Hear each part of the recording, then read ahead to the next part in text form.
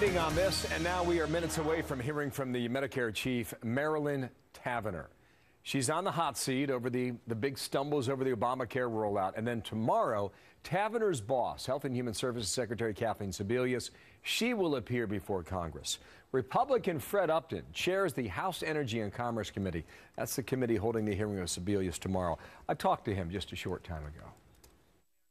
Fred Upton, thank you for your time today from Capitol Hill. Well, what is your first question to Kathleen Sebelius?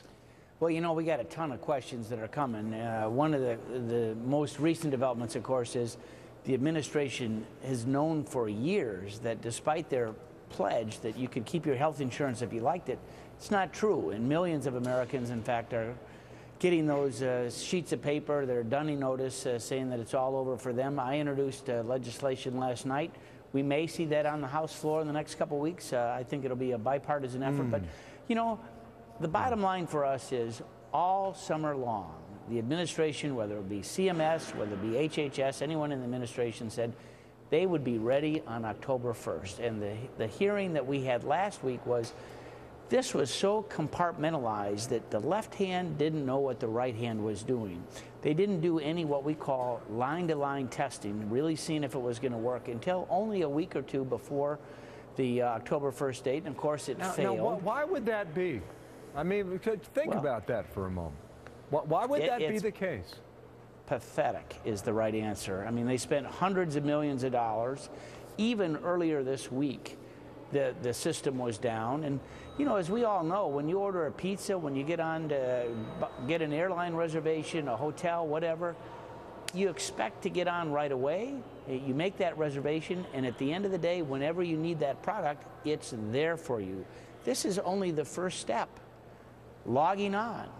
The much harder step is probably going to be come January or later when people think that they're in, maybe, if they're able to wait through the queue, and they actually need that service. They go to the doctor's office, they go to the hospital.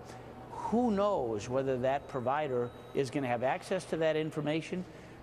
Was it secure when they logged on? I think that'll be an issue that we'll take up tomorrow as well. These are all interesting questions. I don't know how she's going to answer them, frankly. Two specific questions. Was it her decision to launch on October 1st, yes or no? My bet is the answer was yes. She could have stopped it if they didn't think that it was ready. Could the president have stopped it? The buck stops somewhere, right? So will you ask her that?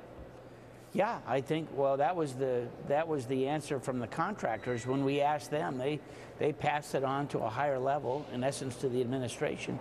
And I would have thought that if they knew it was fraught with problems, and clearly I think they did, why didn't they delay it? They delayed the employer mandate. Isn't that fair? Did the president ask to see the website before the launch date?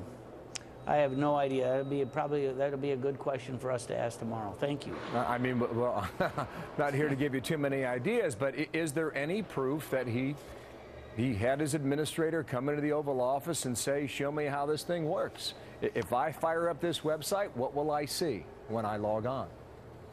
Especially knowing, you'll remember that there was a vote in the Senate to make sure that the administration, as well as the top levels of Congress, whether we're under Obamacare, the Affordable Care Act, or not, that would have been a good. That's going to be a good question.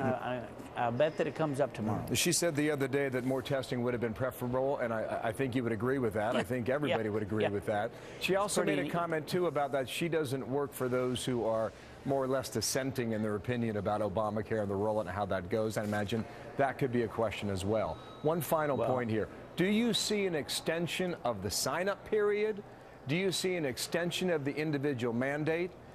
And if so, you bring on a whole host of problems within this law itself. I've got about 20 seconds left to answer that. Well, that's right. You bring on a whole number of questions, and that's why it might be easier just to say, hey, if you like your health insurance, you can keep it, and that's what our bill, probably bipartisan, will do if we're able to get that up for a debate and a vote in the House floor early next month. All right. Fred Upton, thank you. The Republican from Michigan will be watching tomorrow, 9 a.m. Eastern Time, with Kathleen Sebelius as your witness. Thank you, sir. You bet. Well, we sure will.